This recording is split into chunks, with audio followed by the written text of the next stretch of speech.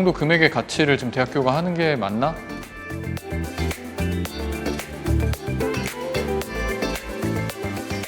학교 다닐 때 경제학 전공을 했었는데요. 제가 수강했던 모든 강의에 대해서 만족하지 못했었던 것 같아요. 학기마다 내는 몇백만 원의 등록금?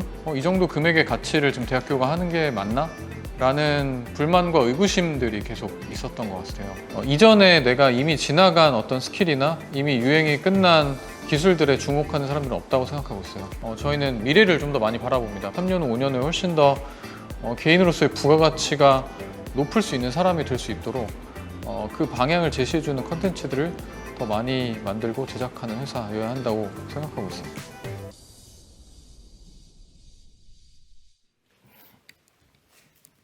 네, 안녕하세요. 소개받은 대로 유주욱이 바꿀 리액트 비동기 처리의 미래 맛보기라는 주제로 발표를 맡게 된 문태근이라고 합니다. 그동안 항상 FE 컨퍼런스 티켓팅을 실패를 했는데 이번에는 이렇게 발표자로 참여를 할 수가 있게 되어서 너무 좋네요. 먼저 발표를 시작하기에 앞서서 제 소개를 먼저 간단하게 드리겠습니다. 저는 현재 데브시스터즈라는 모바일 게임 회사에서 프론트엔드 엔지니어로 근무를 하고 있고요. 주로 게임 운영과 개발에 관련된 여러 가지 툴들을 개발을 하고 있습니다. 본격적으로 발표에 들어가기 앞서 몇 가지 주의사항을 말씀드리겠습니다. 이 발표에서는 현재 가장 최신 버전인 리액트 1.8.2까지의 내용을 다루고 있고요. 또 최근에 서버 컴포넌트라는 새로운 개념이 추가가 되었는데 이 발표에서는 별도의 언급이 없는 한 기존과 동일한 클라이언트 컴포넌트를 기준으로 설명을 드리는 점을 참고해 주시면 감사하겠습니다. 그럼 이제 여러분들의 기억을 살짝 되짚어서 처음 리액트를 배웠던 순간을 떠올려 보겠습니다. 리액트에서 비동기 처리를 하기 위해서는 어떻게 하면 된다고 배우셨나요? 예를 들어 이렇게 여러분이 처음 만들었던 myApp이라는 컴포넌트에서 패칭을 통해 비동기 데이터를 불러오는 코드를 어떻게 작성을 하셨나요? 아마도 이런 식으로 use state와 use effect를 통해서 데이터를 불러왔을 것 같은데요. 그리고 로딩 중인 상태와 에러가 발생한 케이스도 대응을 하기 위해서 이런 식으로 추가로 use state를 작성을 했을 것 같습니다. 이렇게 데이터, 에러, 로딩이라는 세 가지 상태는 리액트에서 비동기 데이터를 다룸에 있어서 필수적인 상태인데요. 때문에 이런 식으로 use 쿼리와 같은 커스텀 훅을 정의하여 사용하는 게 되게 일반적인 패턴입니다. 그렇기 때문에 리액트 쿼리와 같은 데이터 패칭 라이브러리들은 이런 use 쿼리라는 커스텀 훅을 전문적으로 제공을 해주기도 하는데요. 이런 데이터 패칭 라이브러리들을 사용을 하게 되면 데이터, 에러, 로딩에 대한 상태 전환은 라이브러리에게 맡긴 채 저희는 결과값만을 사용할 수가 있게 되었습니다. 또 최근에 서스펜스라는 새로운 개념이 리액트에 도입이 됐는데요. 이를 통해서 이전과는 다르게 이제는 데이터가 로딩이 된 상태만을 고려하는 게 충분해졌습니다. 예를 들어 이런 식으로 작성된 코드가 있다고 했을 때 myApp은 데이터가 로딩이 완료된 상태, 그리고 로딩 중인 상태는 가장 가까운 서스펜스, 에러가 발생한 경우는 가장 가까운 에러 바운더리가 처리를 하게 되는 구조입니다. 서스펜스를 사용하는 법은 굉장히 간단한데요. 보시는 것처럼 양 데이터 패칭 라이브러리들의 서스펜스 옵션을 켜주기만 하면 됩니다. 그럼 아까 봤던 것과는 다르게 이제 더 이상 에러와 로딩에 관한 처리는 할 필요가 없게 되는데요. 그런데 이제 코드의 모양이 이 정도까지 되다 보니까 한 가지 드는 의문점이 있습니다. 사실 저희가 핵심적으로 원하는 문제는 패칭을 통해 데이터를 불러온 것을 사용하는 코드인데 왜 굳이 여기서 훅을 써야 되는 걸까요?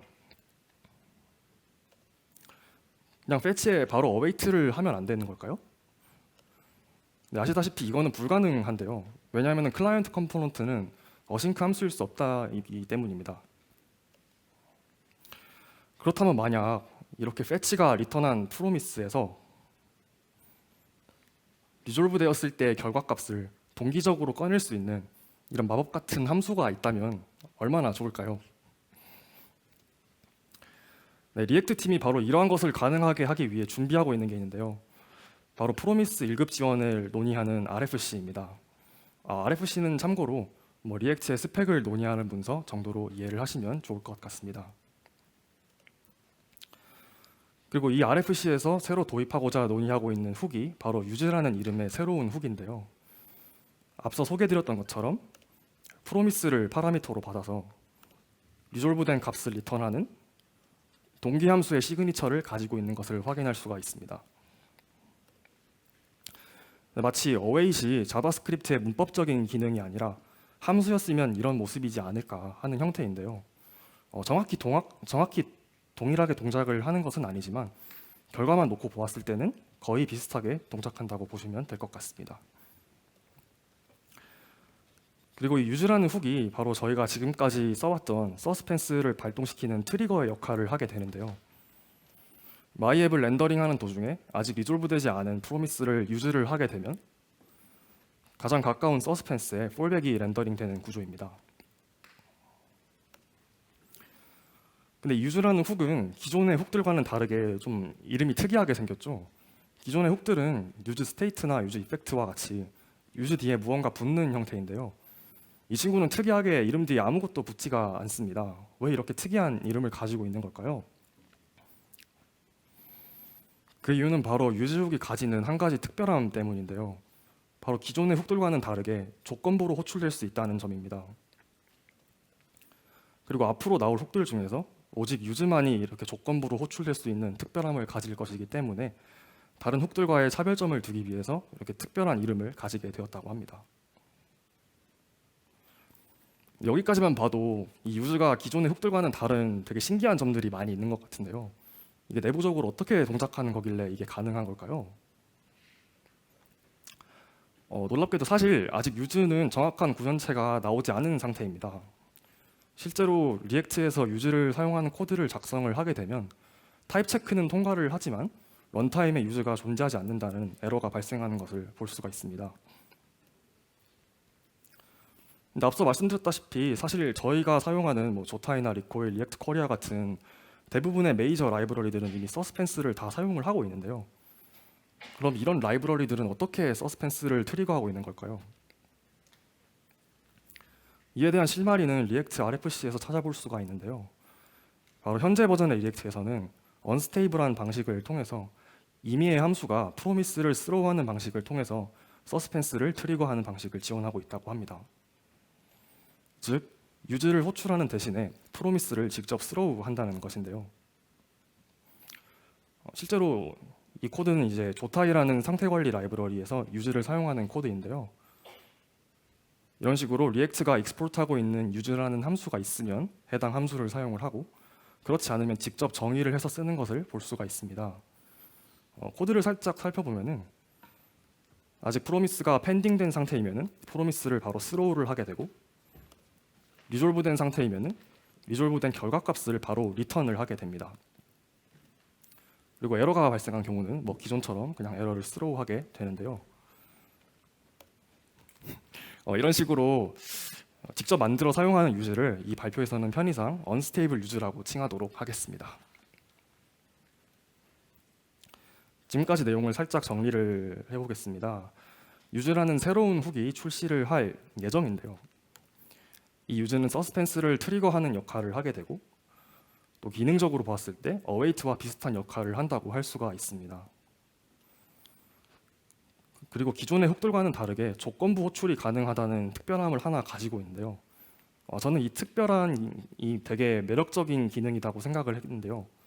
그 이유는 바로 기존에 저희가 느꼈던 훅의 사용으로 인한 여러 가지 문제점들을 해결할 수 있을 거라고 생각이 들었기 때문입니다. 그럼 실제로 제가 데브 시스터즈에서 작성을 했던 유저 인벤토리를 조회하는 코드의 사례를 같이 살펴보면서 기존의 훅의 제약으로 인해 어떠한 문제점이 있었는지 그리고 유즈를 도입하게 되면서 어떻게 이런 제약을 극복하고 한계점들을 고칠 수 있었는지에 대해서 함께 알아보겠습니다. 지금 보시는 화면은 저희 회사에서 서비스 중인 모바일 게임 쿠키런 킹덤의 아이템 인벤토리 화면인데요. 이런 아이템 인벤토리를 확인할 수 있는 곳이 한 군데가 더 있습니다. 바로 리액트로 개발이 되어 있는 어드민 툴인데요. 오늘 발표에서는 이렇게 아이템 인벤토리를 조회하기 위한 유즈 인벤토리라는 훅을 한번 같이 만들어 보겠습니다. 이 훅은 두 가지 파라미터를 받는데요. 첫 번째로 어떤 유저를 조회할 것인지에 대한 유저 아이디, 다음으로 검색 기능을 위한 서치 키워드를 옵셔널하게 받도록 하겠습니다. 대략적인 코드는 이렇게 작성을 할 수 있을 것 같은데요. 갑자기 긴 코드가 나와서 살짝 어려우시겠지만 오늘 발표에서 이 코드를 같이 개선해 나가는 과정을 볼 것이기 때문에 잠깐 집중해서 이해를 하고 넘어가면 좋을 것 같습니다. 우선 첫 번째 줄에서 use user info라는 커스텀 훅을 통해 게임 서버로부터 유저의 전체 정보를 받아오게 되는데요. 그 다음에 인벤토리에 해당되는 정보만 구조분해 할당을 통해서 빼내게 됩니다. 다음으로는 인벤토리의 모든 아이템들을 필터를 통해 순회를 하게 되는데요. 전달받은 서치 키워드가 존재하지 않는다면 모든 아이템에 대해 리턴을 하게 되고, 서치 키워드가 존재한다면 아이템의 이름이 해당 키워드를 포함하고 있는지를 체크하게 되는 코드입니다. 네, 여기까지 봤을 때는 뭐 큰 문제 없이 잘 동작을 할 것 같은데요. 사실 이 코드에는 한 가지 문제점이 있었습니다. 바로 아이템이라는 데이터 안에 네임이란 필드가 존재하지 않았다는 문제인데요. 왜냐하면 게임 서버가 게임 클라이언트한테 보내주는 데이터에는 이런 식으로 아이템의 이름과 개수가 들어있는 게 아니고 아이템을 고유하게 식별할 수 있는 리소스 아이디와 개수가 들어있었기 때문인데요. 실제로 게임 클라이언트는 자신이 가지고 있는 리소스 데이터 안에서 이 리소스 아이디에 해당하는 아이템 데이터를 찾아서 이 두 개를 합쳐서 UI에 표시를 하게 되는 구조입니다. 여기서 한 가지 또 특이한 점은 아이템마다 리소스 데이터의 종류가 다를 수 있다는 점인데요. 이 발표에서는 편의상 노멀 아이템과 이벤트 아이템이라는 두 가지 종류가 있다고 가정을 해보겠습니다. 그럼 기존에 이렇게 게임 서버가 보내줬던 응답에서 네임을 찾던 코드를 이런 식으로 리소스 데이터에서 찾는 코드로 바꿀 수가 있는데요.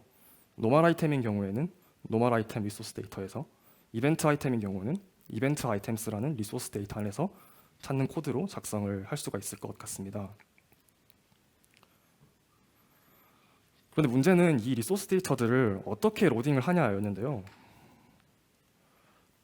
아마 게임을 한 번쯤 플레이해 보신 분들이라면은 이런 식으로 게임 클라이언트가 사전에 다운로드 받는 경험이 한 번씩 있으실 것 같은데요. 일반적으로 게임 클라이언트는 이렇게 사전에 모든 리소스 데이터를 다 다운받는 형식을 가지고 있습니다. 다들 웹 개발을 해보셔서 아시겠지만 이 방식은 좀 브라우저 환경에서 쓰기에는 적합하지 않은 여러 가지 좀 어려운 점들이 있었는데요. 물론 아예 불가능한 것은 아니지만 여러 가지 한계점이 느껴졌기 때문에 결과적으로는 이 방식은 좀 개선이 필요했습니다. 그래서 저희는 각 리소스 데이터를 패칭하는 패치 함수를 따로따로 정의를 해놓은 다음에 이 데이터를 다시 컴포넌트 안에서 사용을 하기 위해 아까 보셨던 use 커리어 같은 훅을 이용해서 컴포넌트 안에서 사용할 수 있는 훅을 추가로 정의하는 구조가 되었는데요.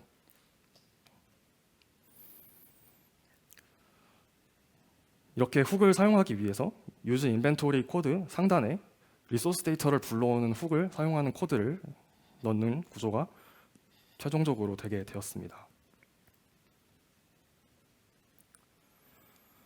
하지만 이렇게 작성한 코드에는 훅의 제약으로 인한 여러 가지 문제점이 있다고 느꼈는데요.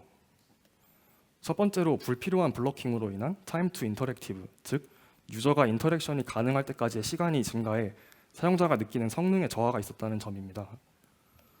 두 번째는 코드의 응집도 저하로 인해 개발 경험이 저해됐다는 점이었는데요. 쉽게 생각해서 제가 개발자인데 코드를 짜는 순간이 기분이 별로 좋지 않았습니다. 우선 첫 번째로 블로킹 문제를 같이 살펴보겠습니다. 이번에는 서치 키워드를 전달하지 않고 유저 아이디만을 가지고 조회하는 경우를 생각을 해보겠습니다. 훅이 호출이 되면서 코드가 진행이 되는데요. 앞서 작성했던 것처럼 상단부에 리소스 데이터를 호출하는 훅이 동작을 하게 되면서 이때 블로킹이 발생을 하게 됩니다.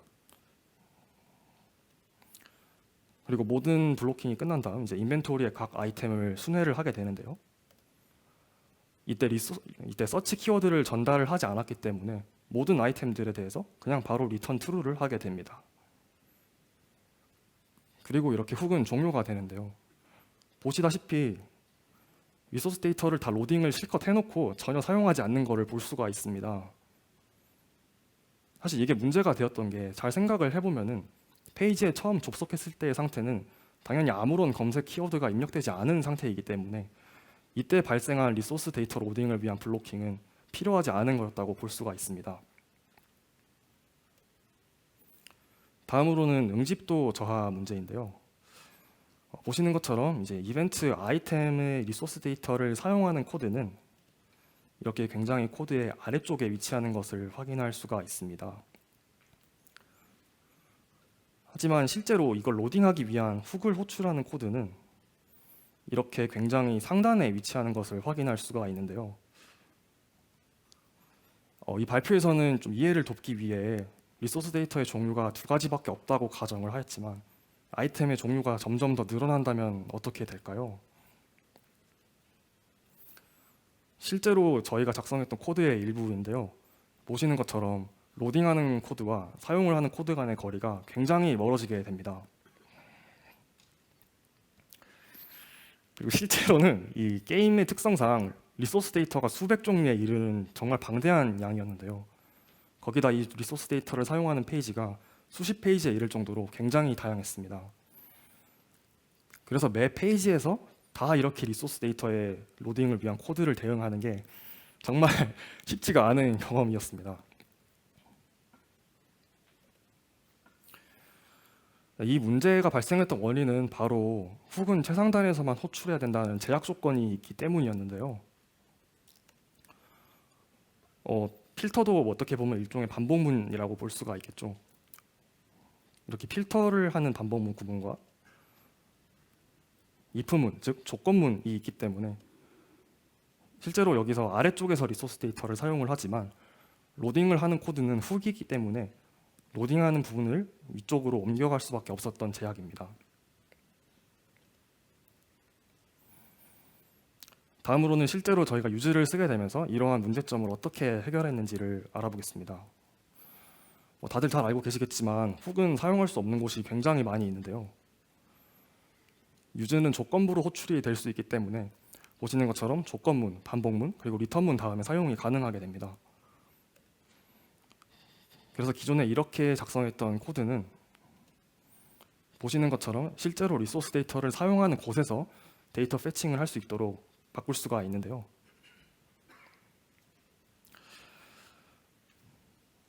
결과적으로 저희는 불필요한 탑레벨 훅을 제거함으로써 개발자의 개발 경험을 향상시킬 수가 있었고, 또한 정말 필요한 순간에 리소스 데이터를 로딩을 함으로써 사용자가 느끼는 성능, 즉 유저 익스피리언스 또한 향상시킬 수가 있었습니다. 여기까지만 보면은 굉장히 유저가 좋아 보이는데요. 그럼 앞으로 리액트 쿼리 같은 데이터 패칭 라이브러리는 쓸 필요 없이 그냥 항상 유즈만 쓰면 될까요? 사실 그렇지는 않습니다. 왜냐하면 유즈는 로우 레벨 API이기 때문인데요. 반면에 데이터 패칭 라이브러리들은 더 훨씬 많은 기능들을 제공을 해주고 있습니다. 실제로 저희는 유즈를 쓰면서 몇 가지 문제를 따로 해결을 해야 했는데요. 첫 번째로 중복 패칭 문제 해결을 위한 캐싱 기능, 두 번째로 리퀘스트 워터폴 현상 개선을 위한 프리패치 기능이 있었습니다.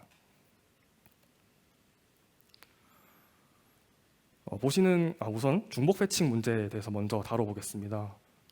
보시는 코드는 앞서 작성했던 유즈를 사용하는 유즈 인벤토리 훅 코드를 굉장히 단순화시켜 놓은 부분인데요. 사실 이 코드에는 한 가지 버그가 있습니다.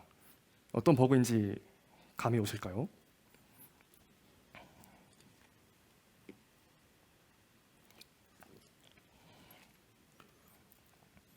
네, 바로 이 노멀 아이템을 패칭하는 프로미스가 리졸브가 되면은 리렌더링이 발생을 하게 되는데, 리렌더링이 되면은 다시 패칭을 시작하게 되고 이게 무한히 반복된다는 버그입니다. 이걸 해결하는 방법은 사실 굉장히 간단한데요. 기존에 그냥 패치를 바로 리턴하던 패치 노멀 아이템스라는 훅을 캐싱 기능을 한번 추가해 주기만 하면 됩니다. 뭐 일종의 메모이제이션이라고도 볼 수 있을 것 같은데요. 이렇게 되면 fetch normal items는 항상 동일한 프로미스 인스턴스를 리턴을 하게 됩니다. 그리고 추가적으로 이 프로미스의 리패치가 필요한 경우 뭐 이런 부가적인 기능도 있으면 더 좋을 것 같습니다. 이 캐시 API는 리액트 공식 API로 또 추가가 될 예정인데요. 아직은 익스페리멘탈 API로만 제공이 되고 있고 서버 컴포넌트에서만 사용이 가능한 상태이라고 합니다. 근데 사실 뭐 특별히 뭔가 있는 기능은 아니어서 저희는 그냥 로데시라는 라이브러리가 제공해주는 메모이즈 함수로 이 기능을 처리를 하였습니다. 두 번째는 리퀘스트 워터폴 문제인데요. 이게 어떤 문제인지 한번 간단히 살펴보겠습니다. 우선 인벤토리의 모든 아이템에 대해 순회를 시작을 하게 되는데요. 이번에는 검색 키워드가 있는 경우를 생각을 해보겠습니다. 아이템이 노멀 아이템인 경우 이 부분에서 fetch 노멀 아이템스가 불리고 노멀 아이템에 대한 로딩이 시작이 되는데요. 이때 유즈를 사용을 했기 때문에 블로킹이 발생하게 됩니다. 그래서 노멀 아이템에 대한 로딩이 끝난 다음 이제 다음번에는 이벤트 아이템을 만났을 때 이벤트 아이템에 대한 패칭이 시작되게 됩니다. 마찬가지로 유즈를 사용했기 때문에 블로킹이 발생을 하는데요. 로딩이 끝난 다음 이제 모든 아이템의 순회가 끝나고 훅은 종료가 되게 됩니다. 하지만 보시는 것처럼 이 노멀 아이템과 이벤트 아이템이 순차적으로 로딩이 되는 것을 확인할 수가 있는데요. 사실 이 둘은 굳이 순차적으로 로딩될 필요가 없습니다. 이상적으로는 이렇게 동시에 로딩되는 게 좋을 텐데요. 이렇게 불필요하게 순차적으로 로딩되는 문제를 리퀘스트 워터폴 현상이라고 부릅니다. 사실 엄밀히 따지면은 리퀘스트 워터폴에서 발생하는 문제이지만 편의상 이렇게 부르도록 하겠습니다. 일반적으로 데이터 패칭 라이브러리들은 이런 문제를 해결하기 위해서 뭐 프리패치나 패러럴 쿼리 같은 방법을 사용을 하는데요. 저희는 이 중에서 프리패치라는 방식을 직접 구현을 하였습니다.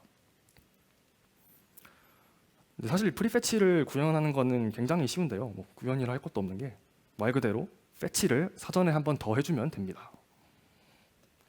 이렇게 되면은 이 부분의 실행이 일어날 때 이제 모든 아이템에 대한 패칭이 시작되게 되는데요. 중요한 점은 여기서는 블로킹이 발생하지 않는다는 점입니다. 왜냐하면 유즈를 사용하지 않았기 때문입니다. 실제로 리소스 데이터를 사용하는 코드로 진행이 되는 동안 아이템에 대한 로딩은 백그라운드에서 계속 네트워크 진행이 되고 있는데요. 이 부분에서 유즈를 사용했기 때문에 노멀 아이템에 대한 블로킹이 발생을 하게 됩니다.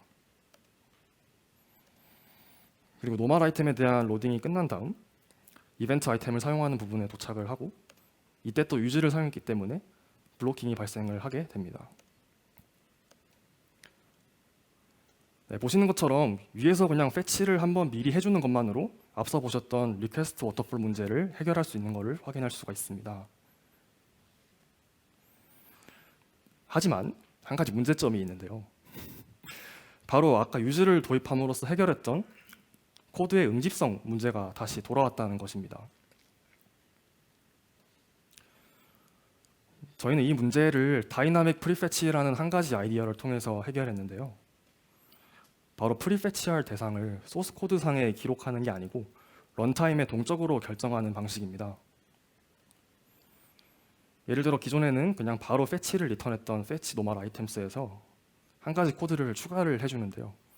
바로 현재 페이지에서 노멀 아이템을 사용했다고 로컬 스토리지 같은 저장소에 기록을 하는 것입니다. 그리고 실제로 페이지 접속했을 때 발생하는 이벤트 핸들러에서 프리패치를 발생시키는 코드를 작성해 주기만 하면 되는데요. 이렇게 되면 기존에 유즈 인벤토리에서 사용했던 프리패치 코드를 유즈 인벤토리 바깥 어딘가로 코드를 옮길 수가 있습니다. 뭐 일종의 관심사 분리라고도 볼 수 있을 것 같은데요. 이때 이제 옮겨간 코드는 다이나믹 프리패치이기 때문에 어떤 리소스 데이터를 패칭할지는 런타임에 정하게 되는데요. 때문에 실제 노멀 아이템과 이벤트 아이템을 패칭하는 코드는 사용하는 곳에서 단 한 번만 작성을 하면 충분하게 됩니다. 지금까지의 내용을 정리를 해보겠습니다. 유지를 사용하기 전에는 기존에는 프로미스를 컴포넌트나 훅 안에서 사용하기 위해서는 데이터 패칭 라이브러리와 같은 추가적인 훅을 사용하는 게 필요했는데요. 즉 직접적인 사용은 불가능하고 훅을 통한 간접적인 사용만이 가능했습니다. 하지만 유지를 사용하면서 이제 굳이 불필요하게 훅을 정의할 필요가 없이 프로미스를 직접적으로 사용할 수가 있게 되었는데요. 이게 바로 앞서 RFC를 언급하면서 소개를 드렸던 프로미스에 대한 1급 지원이 의미하는 바가 되게 됩니다. 그리고 기존의 데이터 패칭 라이브러리들이 제공해주는 프리패치나 캐시와 같은 기능을 어떻게 추가적으로 구현을 할 수 있는지도 간단하게 알아보았습니다. 여기까지가 제가 원래 프론트엔드 컴포넌스를 발표를 준비하면서 기획을 했던 내용이었는데요.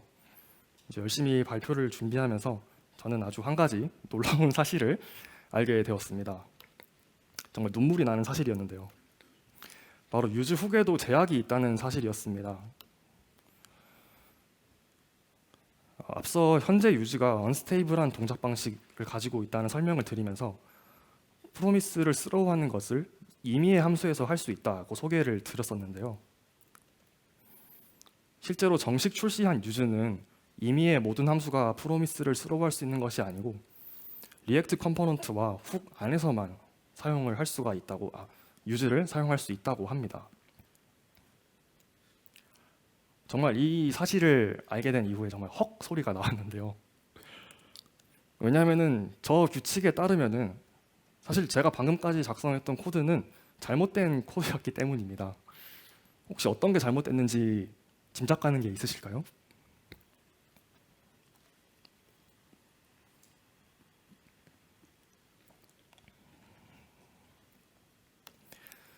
바로 유즈를 호출하고 있는 함수가 컴포넌트나 훅이 아닌 필터에 전달한 클로저 함수이기 때문입니다.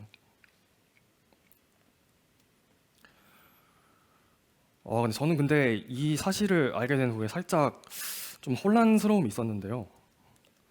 왜냐하면 사실 이런 제약 조건은 기존의 훅들에도 있던 것이긴 한데 유즈 스테이트나 유즈 이펙트와 같은 훅은 이런 제약 조건을 지키지 않으면 애초에 정상적으로 동작을 하지 않게 됩니다. 하지만 유즈는 사실 제약을 있는지 모르고 썼던 거긴 한데 저희는 그동안 아무 문제 없이 제약을 지키지 않고도 잘 써왔기 때문인데요. 근데 이런 제약을 다 지키게 된다면은 더 이상 유즈를 맵, 필터, 리듀스 같은 선언형 API에서 사용을 할 수가 없게 되고 중복 로직 또한 함수로 묶어서 사용하는 게 불가능하게 됩니다. 즉 컴포넌트나 훅 안에서 직접적인 호출만 가능하게 되는데요. 이게 좀 상당히 치명적인 제약이지 않나라는 생각이 들었습니다. 네, 그래서 이런 제약 조건이 왜 있는지를 생각을 굉장히 많이 했는데요. 이에 대한 답 또한 RFC 문서에서 찾아볼 수가 있었습니다. 바로 이 유즈 훅을 호출하는 함수가 정말로 다시 리액트 컴포넌트나 훅 안에서 불리게 되면은 사실 런타임에는 동작을 할 것이다 라는 말이 있는데요. 대신에 이러한 코드는 컴파일러 에러를 발생시킬 것이라고 합니다. 여기서 한 가지 재밌는 키워드가 나오는데요. 컴파일러라는 키워드입니다. 이 컴파일러라는 게 어떤 걸 의미하는 걸까요? 저희가 지금까지 써왔던 바벨이나 웹팩 아니면 타입스크립트 컴파일러를 말하는 걸까요? 놀랍게도 지금까지 저희가 써왔던 것이 아니고 바로 2021년 리액트 컨퍼런스에서 처음 소개가 되었던 리액트의 성능 최적화를 자동으로 해주는 리액트 폴겟이라는 최적화 컴파일러인데요. 어싱크와 어웨이트는 자바스크립트의 문법적인 요소이기 때문에 컴파일러에 기반한 최적화가 가능하다고 합니다. 예를 들어 바벨은 좀 구버전 브라우저를 대상으로 트랜스파일링을 할 때 비동기 함수를 제너레이터를 사용하는 코드로 트랜스파일링을 하기도 하는데요. 제너레이터는 동기 함수이기 때문에 뭔가 런타임상 성능적인 이점이 더 있을 수도 있다고 합니다. 그리고 아마 아시는 분들은 아시겠지만 최근 서버 컴포넌트라는 게 최고가 되면서 이제 비동기 컴포넌트를 작성을 할 수가 있게 되었는데요. 이러한 서버 컴포넌트에 대한 성능 최적화를 또 개발하는 중에 있다고 합니다.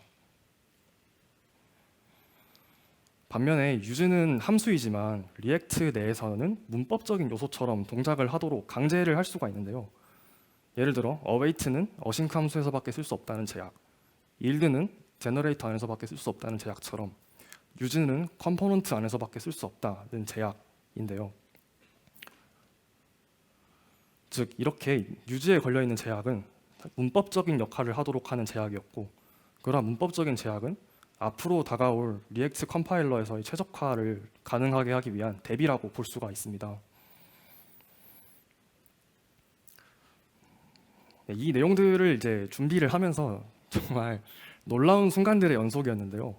왜냐하면 리액트 폴겟 컴파일러는 처음에 소개가 되었을 때 단순히 유즈 메모를 자동으로 해주는 정도로만 소개가 되었는데, 아니 갑자기 비동기 최적화라니 대체 리액트 팀이 무슨 컴파일러를 준비하고 있는지 좀 신기했습니다. 그러면서 또 들었던 생각이, 이러한 컴파일러의 역할이 사실 자동으로 성 최적화를 해주는 것인데, 또 이것을 가능하게 하기 위해서 유즈 훅에 문법적인 제약이 걸리게 되고, 이로 인해 또 개발 경험이 저하되지 않나라는 생각이 들었는데요. 자연스럽게 좀 이러한 제약을 우회할 수 있는 방법이 있으면 좋지 않을까라는 생각이 들었습니다.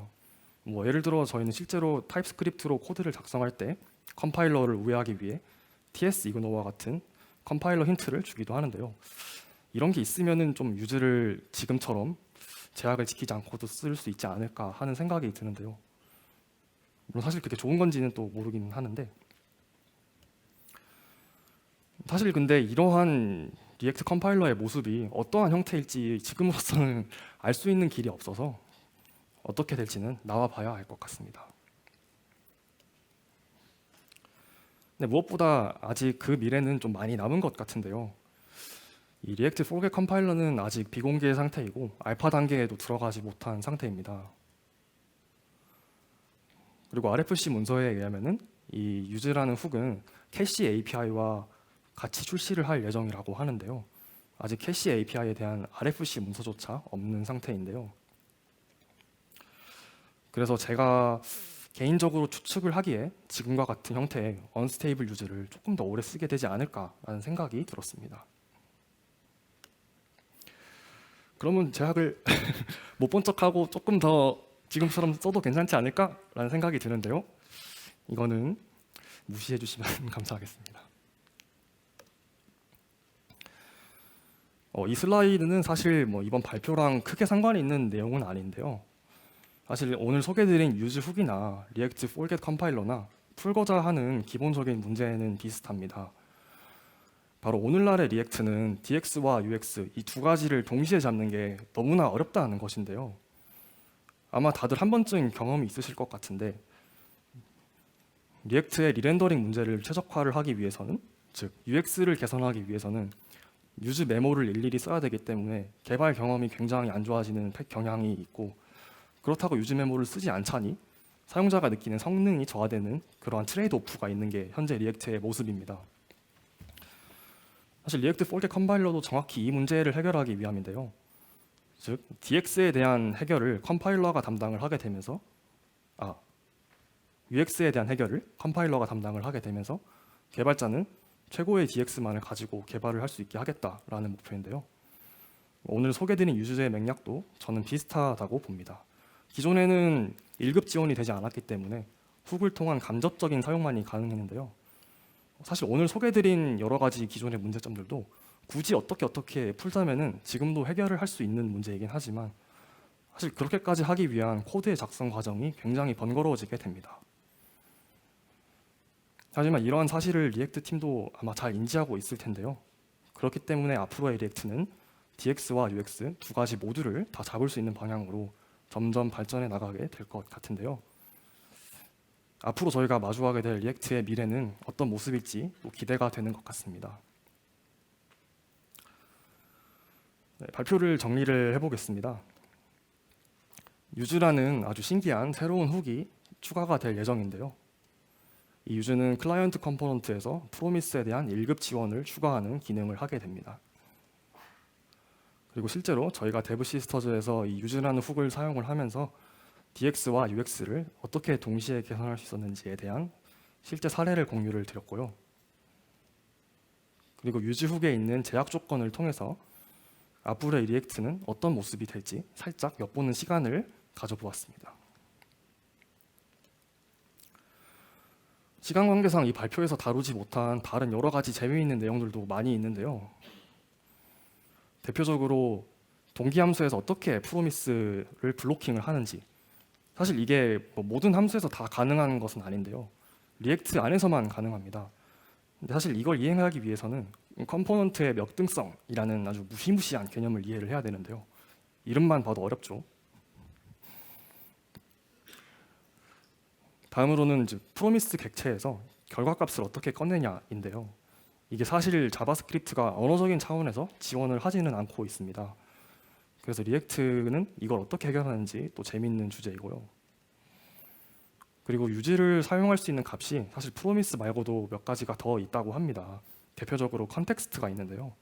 뭐 이런 것들이 어떤 것들이 있는지에 대한 내용. 그리고 오늘 얘기가 많이 나왔던 서버 컴포넌트와 클라이언트 컴포넌트를 함께 사용을 할 때 유즈와 어웨이트를 어떻게 함께 쓸 수 있는지에 대한 내용들도 되게 재미있는 내용들이 많이 있는데요. 네, 이런 내용들이 앞서 언급드린 RFC 문서에 굉장히 잘 정리가 되어 있으니까 시간 되실 때 한 번씩 읽어보시면 정말 좋을 것 같습니다. 발표가 재미있으셨길 바라며 저는 이만 마무리해 보도록 하겠습니다. 감사합니다.